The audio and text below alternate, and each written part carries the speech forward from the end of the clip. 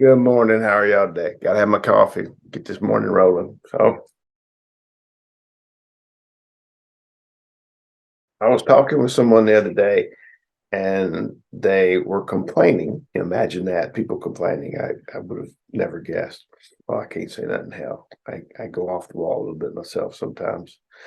But the individual was saying that they didn't get to have a vacation. And I had to stop and think about it. And I was like, you sure you want to go there? And they're like, what are you talking about? I don't get a vacation. I'm like, dude, you pretty much stay on vacation. And they were hurt, and I'm like, get it right. And we're both grinning at each other. And I said, I'm gonna tell the truth. I said, you spend a lot of your days doom scrolling, playing on your tweety tweets and, tickety tocketies, and you're doing your electronic thing. I get it. That's your thing. You're doing it not only in your personal time, you're doing it when you're supposed to be working. In other words, and then I'm a big one for this one, it's fair trade. If I offer you $1 for a gallon jug of water, I expect the gallon jug of water to have a gallon of water in it. I don't pay $1 for a gallon jug of water that's half empty.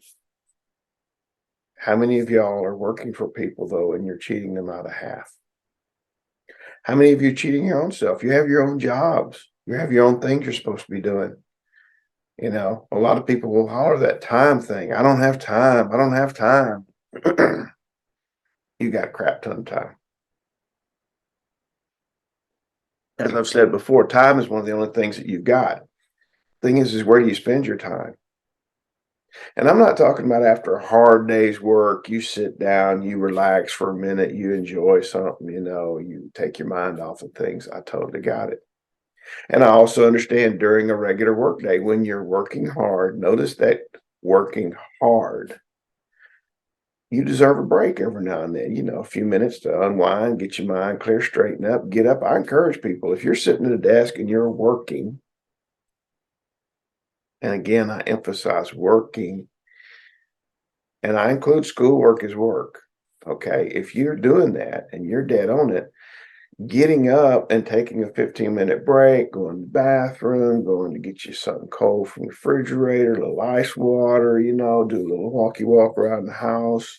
If you're at work, take a stretch. I got it.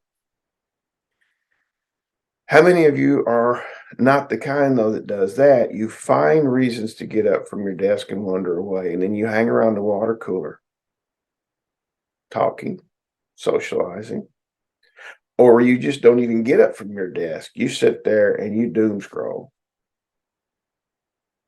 not working. In fact, how many hours of your day do you spend avoiding work?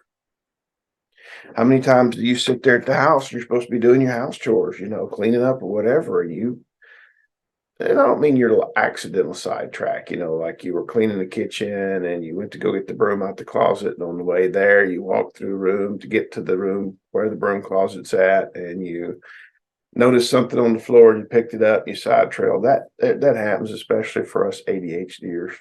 Got you covered. The thing is, though, is a lot of people will get sidetracked and they're supposed to be doing things in their house. Instead, they're watching TV, they're playing on their phones and doing games, anything to distract. And again, I've talked to you about distraction, but you've basically stole time your whole year. Complaining that you don't have time for a vacation when you've been on vacation your whole life just doesn't carry much weight with me.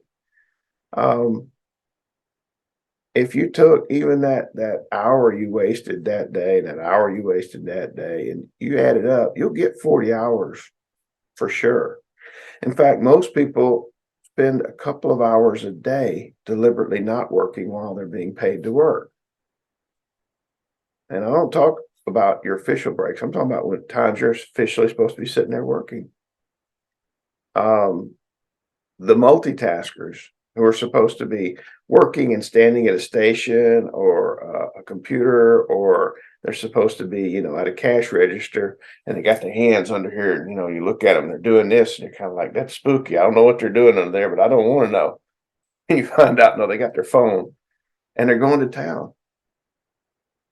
They're distracted. They don't want to be there. In fact, that's the interesting thing. When I say you've had a vacation, you constantly stay on vacation. And occasionally you take a break to work. Think about it. If you're studying, if you're in college, if you're a high school student, and you're supposed to be in class, and you're supposed to be learning something, come on, kids. 6 freaking hours a day. Y'all don't even have an 8-hour day. Most schools, 6 hours. In that 6 hours of going from class to class, 4 times you get little 10-minute breaks where you get up and go to your next class. And you get a half hour for lunch. So some of y'all are lucky if you get 5 good hours of sitting down. And y'all can't sit your butt in that chair for 5 hours and listen to what you need to listen. And don't get me wrong, I understand some of those teachers drone on and on. I'm the first one to say I cannot take death by PowerPoint. That being said,